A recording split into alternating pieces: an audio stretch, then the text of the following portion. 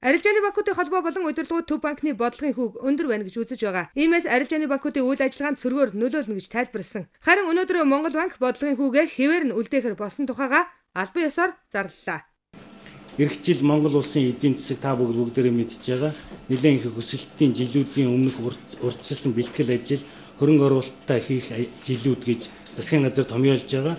Тэгэхээр энэ асуудлууд нэлээд тодорхой болсны дараа бид нар бодлогынхаа хүүг эргэж харъя гэж бодож байна.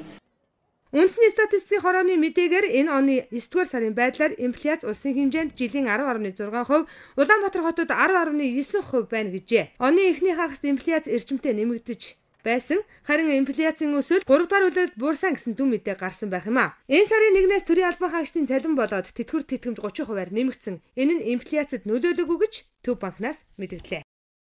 Энэ 30% нэмэгдлээс болоод цаашид зөвхөн инфляц нөлөөлөл гайгүй байх болов уу гэсэн бидний таамаглал хэвээрээ байна л да.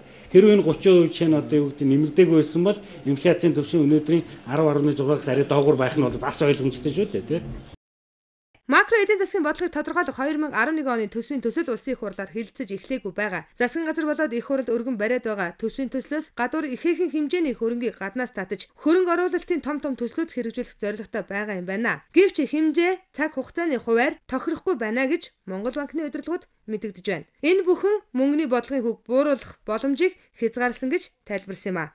Мэдээг Батгшиг Баяр Жаргалнаар бэлтгэлээ.